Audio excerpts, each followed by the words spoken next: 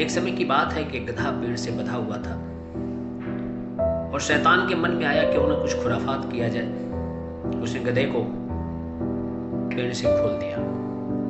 खुलते ही गधा जो है एक हरी भरी लहलहाती फसलों वाले खेत में जा घुसा और फसलों को नुकसान पहुंचाने लगा। किसान की पत्नी ने देखा गधे को कि फसलों को नुकसान पहुंचा रहा है, तो उसने इतना मारा कि गधा मर गया। गधे के मालिक को जब पता चला तो उसने किसान की पत्नी को मार डाला। जब किसान को पता चला तो उसने गधे के मालिक को मार डाला। जब गधे के मालिक की पत्नी को पता चला तो उसने अपने बच्चों को चढ़ाया और बच्चों ने आकर के किसान की फसल, खेत, घर सब में रात को आग लगा दिया। उनको ऐसा लगा कि इसमें किसान भी जल के मर गया होगा, लेकिन किसान बच गया था। वो सुबह उठा और गया और गधे के मालिक की पत्नी और बच्चों को मार डाला। ये सब करके वापस आकर अपने खेत के किनारे बैठा और पूरा एक फ्लैशबैक में गया। उसने देखा कि हुआ क्या है और उसने भगवान से कहा, भगवान ये मेरे साथ क्या हुआ, हम लोगों ने क्या किया। और भगवान ने कहा कि ये सब ओवर रिएक्शन का आउटकम है।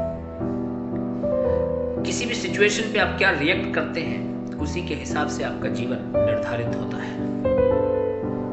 हम हमेशा सिचुएशन को अपने पक्ष में लाने के प्रयत्न में लगे रहते हैं, कभी भी सिचुएशन के पक्ष में हम सोचने की प्रयत्न नहीं करते।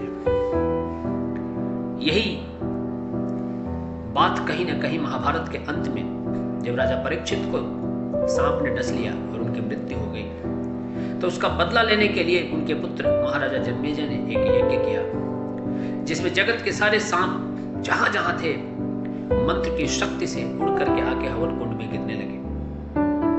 लेकिन उसमें एक सांप ऐसा था, तक्षक, जो जाके इंद्रासन के पाए में लिपट गया।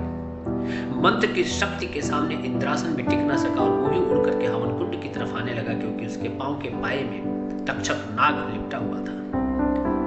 अचानक देवताओं ने जब इंद्रासन को हवन कुंड की तरफ जाते देखा तो उन्होंने महाराजा जन्मेजय से प्रार्थना की और बोला, यज्ञ रुकवा दीजिए। जब यज्ञ रोकी गई तो वहां पे तक्षक नाग और जन्मेजय का एक डिस्कोर्स है, एक डिस्कशन है जो हमारे जीवन के लिए बहुत अति उपयोगी है। तक्षक कहता है कि हे राजा जन्मेजय, आपका जन्म नहीं हुआ था, आपके पिता का भी जन्म नहीं हुआ था और आपके पिता का भी जन्म नहीं हुआ था। जब अर्जुन ने इंद्रप्रस्थ बनाने के लिए पूरे एक ऐसे जंगल को जला करके राख कर दिया जो हमारे पूर्वजों का आश्रय हुआ करता था, घर हुआ करता था, हमारा पूरा का पूरा नगर हुआ करता था, तब हमारे पूर्वजों ने जो बच गए थे उनकी बाणों से, उनकी बाणों की आग से, उन्होंने ऐसा प्रण लिया था कि हम एक दिन पांडवों के परिवार से बदला लेंगे। लेकिन हमारा खुद का स्ट्रगल पीरियड लंबा चला, हम अर्जुन से बदला ले ना पाए। अभिमन्यु कम उम्र में मर गए। हमको मौका मिला परीक्षित से बदला लेने का, हमने लिया। अब वही काम आप फिर से रिपीट कर रहे हो जो आपके परदादा अर्जुन ने किया था।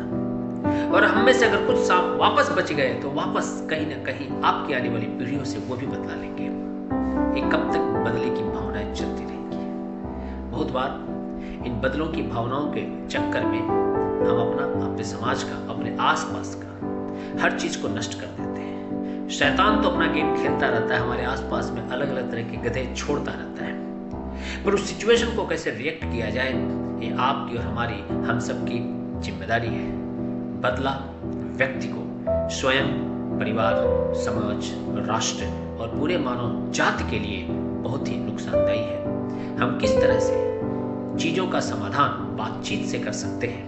और कलयुग में कलयुग के राजा राहु कहे जाते हैं और राहु कम्युनिकेशन के देवता है। सो कलयुग में जिन भी व्यक्तियों का कम्युनिकेशन बेहतर होगा, जो लोग भी कम्युनिकेट अच्छे से कर पाएंगे, उनका साम्राज्य बड़ा बेहतर और समृद्ध होगा।